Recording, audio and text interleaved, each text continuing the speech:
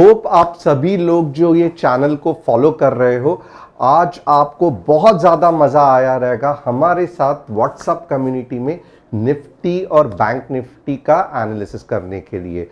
क्यों मैं ऐसे कह रहा हूं? तो यहाँ पे आप देख सकते हो कि सुबह से हमने बैंक निफ्टी के 15 मिनट्स के चार्ट में कौन सा मूव कैच किया। तो ये फंटास्टिक डाउन मूव कैच किया, उसके बाद में ये वाला एक मूव कैच किया, ये वाला एक मूव कैच किया, तो ये 3 हो गए। अपार्ट फ्रॉम दैट निफ्टी का भी हमने फंटास्टिकली ये एक मूव कैच किया, तो निफ्टी का भी बहुत बढ़िया मूव कैच किया। अब आप बोलोगे कि ये कैसे पॉसिबल है, तो डेफिनेटली ये टेक्निकल एनालिसिस के द्वारा ही पॉसिबल है। और अगर आपने व्हाट्सएप कम्युनिटी ज्वाइन नहीं की है तो सबसे पहले मैं कहूँगा डिस्क्रिप्शन में जो व्हाट्सएप कम्युनिटी की लिंक है उसे क्लिक करना और ज्वाइन करना। जो नए लोग हैं चैनल को सब्सक्राइब, बेल बटन को हिट, और एट द सेम टाइम कल एक्सपायरी है, तो एक्सपायरी में बहुत ज़्यादा मज़ा आने वाला है, क्योंकि साइडवेज मार्केट से अब हम जैसे ही ट्रेंडिंग मार्केट में आ जाते हैं तो एक ट्रेडर को चाहिए रहता है इंट्राडे में अच्छा खासा स्विंग, जो हमें आज मिल गया और आज खुद ही आप इफेक्ट देख सकते हो।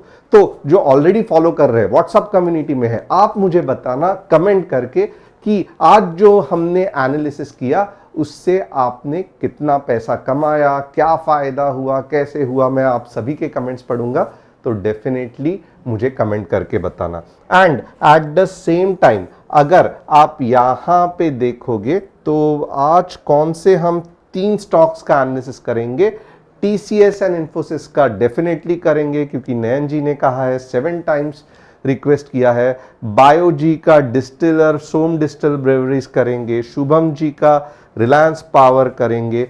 अब आप चाहते हैं कि आपका भी स्टॉक अगर अटक गया है, आपको गाइडेंस चाहिए तो मैं हेल्प करूं, तो आप जो कमेंट सेशन है वहां पे आप अपना स्टॉक बता सकते हो। और इस तरीके से अगर आप लिखोगे कि मेरा ऑलरेडी 4 बार 5 बार रिक्वेस्ट हो गया है, तो हम ट्राई करेंगे कि आपका एनालिसिस हम जरूर लेंगे। सेशन के थोड़ा सा बाद में लेते हैं, तो एंड तक बने रहना, क्योंकि यहां पे भी हम टेक्निकल एनालिसिस ही मैं आपको सिखा रहा हूं कि ट्रेड लेते वक्त कौन से चीजों की आपको ध्यान देना पड़ता है। अब थोड़ा सा अगर आपको ट्रेड देखना है कि आज के रॉकेट्स कैसे उड़े, तो आप देख सकते हो बाय निफ्टी 1058 को 19,500 सी था, 100 की एंट्री थी, और आप खुद देख सकते हो 153 का हाई, दोनों टारगेट्स अचीव हो गए। आगे देखेंगे और 1 बाय 1 देखेंगे। अब ये फॉर एग्जांपल आप देख सकते हो 934 को ही बैंक निफ्टी के पी का एनालिसिस किया था, 44,500 का पीई। आप देख सकते हो खासियत कि स्टॉप लॉस कितना छोटा रहता है, और जब भी मूव देता है ये कुछ ऐसे कंसेप्ट से हम ट्रेड देते हैं कि बहुत बड़ा मूव जहां पे आता है वहीं पे आप कैच कर सकते हैं। आप ये भी देख सकते हो ये कौन सा है, तो ये बैंक निफ्टी का सीई। वापस देखोगे कोई ऐसे स्ट्रैटेजिक पॉइंट पे एंट्री है कि उसके बाद में एक बड़ा मूव आने के चांसेस बन जाते हैं। तो होप आप सभी दर्शकों ने आज का एनालिसिस पसंद आया रहेगा। और अब टॉपिक पे बढ़ते हैं कि निफ्टी और बैंक निफ्टी पे कल क्या करना है। ओके, तो यहां पे सबसे पहले हम निफ्टी का चार्ट देखेंगे। और यहां पे क्या है ना कि क्योंकि अभी मार्केट का जो डायनामिक्स है वो थोड़ा सा चेंज हो गया है, तो हमें थोड़ा सा देखना पड़ेगा कि क्या हो रहा है। अब यहां पे बहुत से लोगों ने रिक्वेस्ट किया था कि थोड़ा सा आप चार्ट बड़ा करके बताओ, क्योंकि आपके जो नंबर्स है वो दिखाई नहीं देते हैं। तो लो, ये बड़ा करके मैंने आपको दिखाया। मुझे लगता है कुछ ज़्यादा ही बड़ा हो गया। Just a minute, reset chart. Okay, तो अब यहाँ पे एक चीज़ ध्यान रखना, ये क्या हो गया है यहाँ पे एज अ ट्रेडर और या एज अ मार्केट एनालिस्ट आपको सोचना पड़ेगा। अब ये कल का हमने क्या कहा था कि ये देखो ये दोजी है। ओके, यहाँ ये जो पार्ट है, ओके, ये जो पार्ट है ये डोजी है।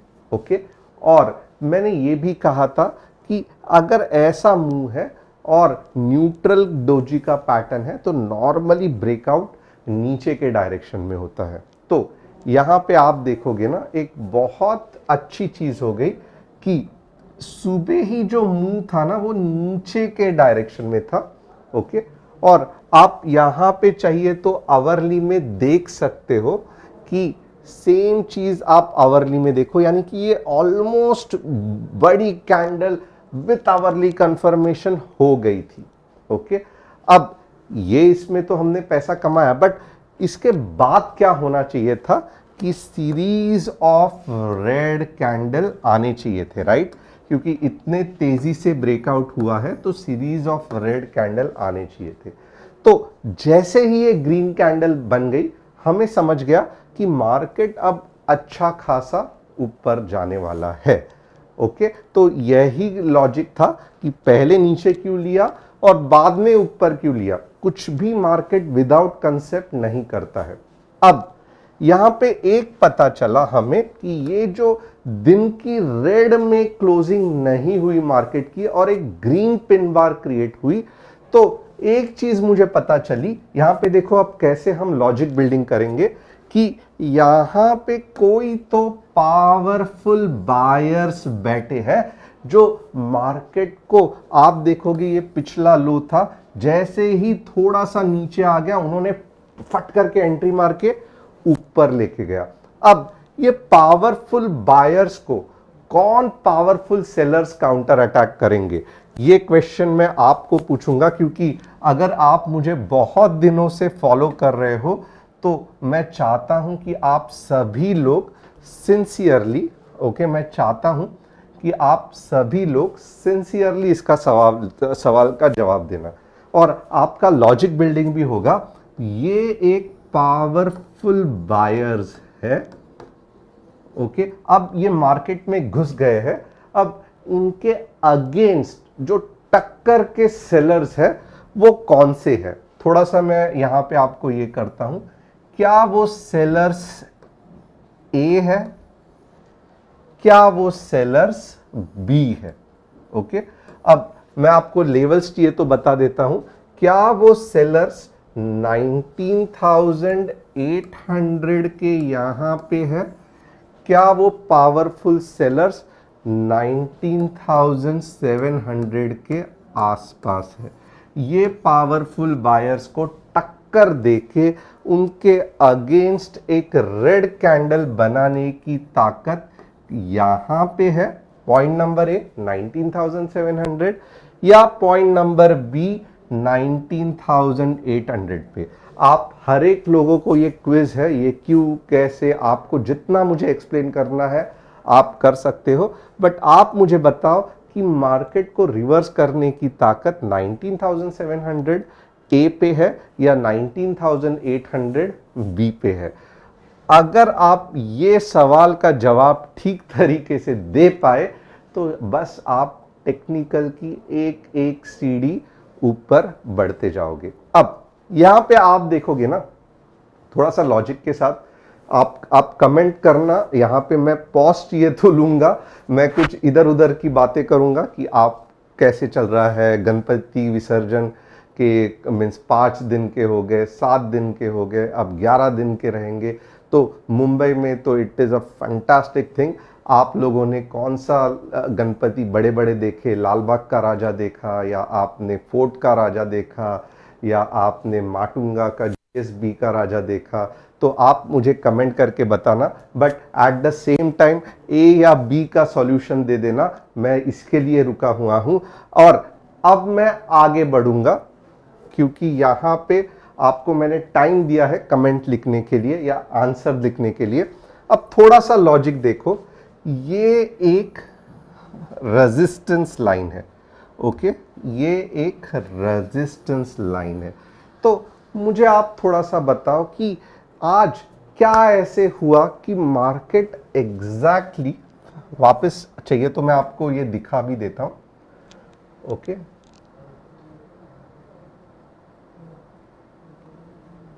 क्या ऐसे हुआ, थोड़ा सा सोचो, क्या ऐसे हुआ कि मार्केट 19730 डॉट टू डॉट, यहां पे देखो डॉट टू डॉट 19730 पे ही क्यों रुका?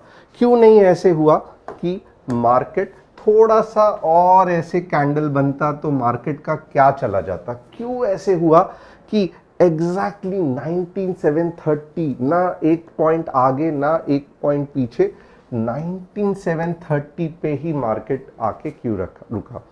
इसका मतलब क्या है तो थोड़ा सा जान लो। इसका मतलब है यहां पे भले पावरफुल सेलर्स नहीं है, बट यहां पे सेलर्स तो है। ओके, यहां पे सेलर्स तो है और यहां पे भी ये लेवल पे भी सेलर्स है। ओके, तो इसका मतलब क्या है? तो दो चीज होगा। कल भले मार्केट गैप अप हो गया, ओके, 19750 भी गैप अप हो गया, बहुत संभल के रहना, क्योंकि चांसेस क्या है कि 15 मिनट्स के चार्ट में, मैं आपको चाहिए तो ये 1 आवरली चार्ट है, मैं 15 मिनट्स में बताता हूँ। ये एज्यूम करना ये 15 मिनट्स है, ये नीचे जाएगा, ये नीचे जाएगा और फिर 19700 के लेवल पे आके वापस अटेम्प्ट करेगा ऊपर जाने के लिए, और 19800 पे पावरफुल सेलिंग आके ये वापस नीचे जाने के चांसेस है। तो कल एक्सपायरी में 3 तरीके के मूव आ सकते हैं।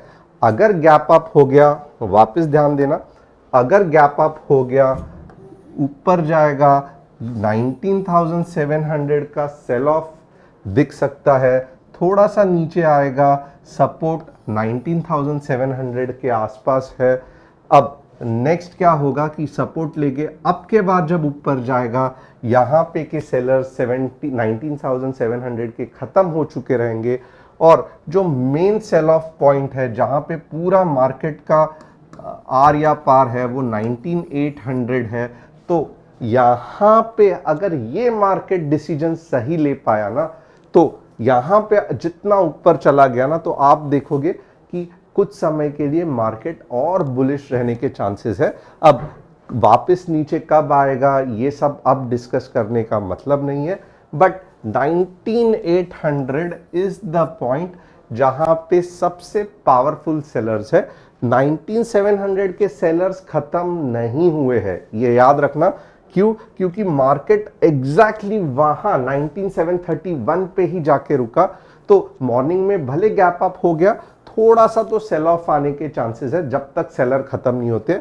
उसके बाद जब मूव आएगी तो 730 तक नहीं जाएगी और ऊपर जाएगी, और 19800 will be the decision maker. और एक्सपायरी में हमें यही देखना है, क्योंकि कल की एक्सपायरी में सीरियसली मजा आने वाला है कि कौन से डायरेक्शन में बड़ी मूव आने वाली है। तो बहुत इंपॉर्टेंट है कि आप डिस्क्रिप्शन में जो व्हाट्सएप कम्युनिटी की लिंक है उसे क्लिक करके आप हमारे साथ जुड़ जाइए, क्योंकि आज जैसा हमने फैंटास्टिक एनालिसिस किया, इतने सारे ट्रेड्स दिए, एक भी स्टॉप लॉस हिट नहीं हुआ, सब बजूका ट्रेड थे, रॉकेट जैसा चंद्रयान 3, 4, 5 सब लॉन्च कर दिए। वैसे ही कल भी हम ट्राई करेंगे कि चंद्रयान 6, 7, 8, 9, 10 लॉन्च करें। अब नेक्स्ट हम देखेंगे बैंक निफ्टी का एनालिसिस। बैंक निफ्टी भी आप देखोगे तो बहुत सिंपल कंसेप्ट है। बैंक निफ्टी कल 44,700 पे भी अगर गैप अप हो गई ना, थोड़ा सा संभल के रहना। क्यों? क्योंकि आप देख सकते हो कि यहां पे सेलिंग जोन है।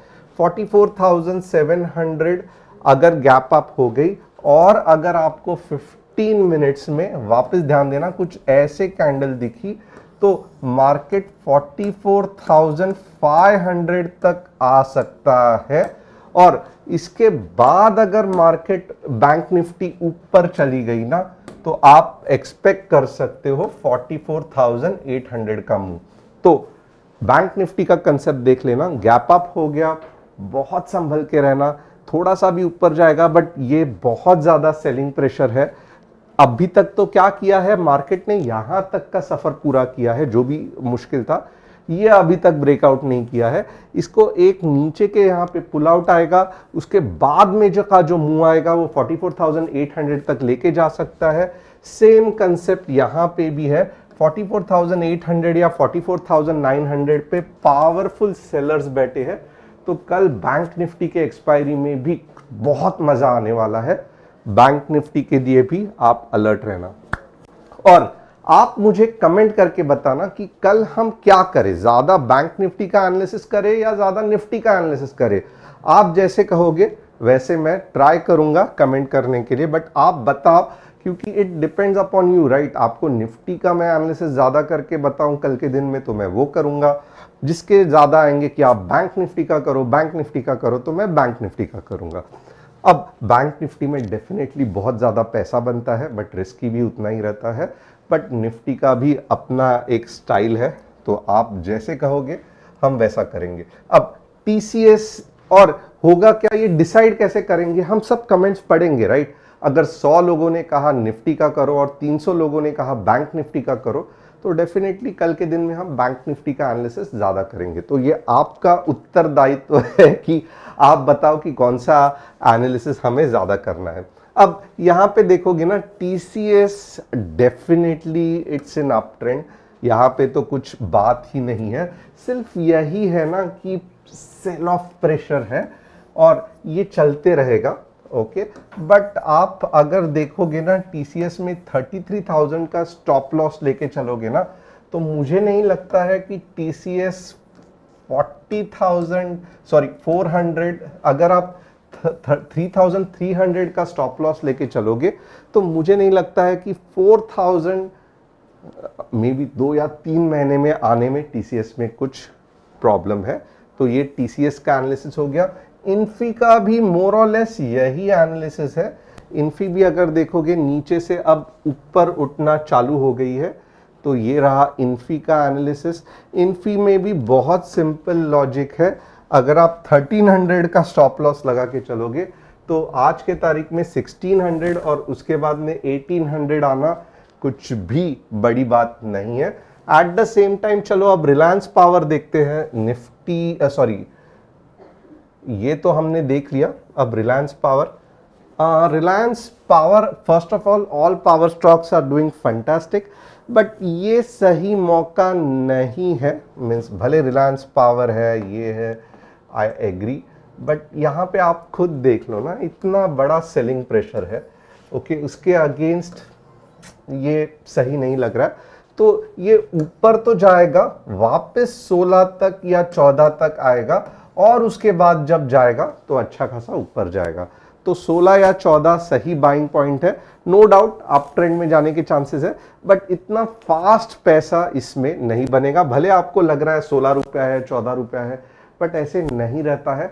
कभी कभी 5,000 का स्टॉक भी बहुत ऊपर जाता है, और कभी कभी 10 रुपए का स्टॉक भी 2-2, 3-3 साल रुला के जीरो हो जाता है। तो पैसा एक स्टॉक का कितना है उसका कुछ भी वैल्यू नहीं है। पेनी स्टॉक के चक्कर में ज्यादा मत पड़ना। फंडामेंटली स्ट्रांग और अप ट्रेंड के जो स्टॉक्स है वही सही है। सोम डिस्टिलरीज अगर आप देखोगे ना, तो मैं क्या कहूं, सोम डिस्टिलरीज ऑलरेडी एक fantastic up trend, sideways consolidation, attempting to break high, but it is a fantastic trend wise. तो देखते हैं, आप सभी दर्शक सोम डिस्टिलरीज पे ध्यान देना। 360 या 380 जाने के अच्छे खासे चांसेस है, बट इवेंचुअली इसके तरह ही और एक बड़ी रैली सोम डिस्टिलरीज में आ सकती है। यस, मुझे लगता है कि अच्छा खासा कंसोलिडेशन हो चुका है, ऊपर जाने के चांसेस ज़्यादा है। तो होप आज आपको हमारा एनालिसिस पसंद आया रहेगा, व्हाट्सएप में भी जो मैंने बताया वो भी, और कल आप सभी लोग हमारे साथ जुड़ के व्हाट्सएप कम्युनिटी में हम वापस निफ्टी बैंक निफ्टी का एनालिसिस करेंगे। आपको कैसे लगा, क्या लगा, जो मैं सिखा रहा हूँ वो आपको पसंद आ रहा है, नहीं आ रहा है, मैं आप सभी के कमेंट सुनना चाहता हूँ। Thanks a lot once again. Happy Ganesh festival to all of you, and खास करके जो मेरे महाराष्ट्रन भाई बहन हैं जहाँ पे गणेश उत्सव बहुत बड़े पैमाने पे सेलिब्रेट किया जाता है, तो उनके लिए और एक स्पेशल मैं कहूँगा सेलिब्रेशन की शुभकामनाएं।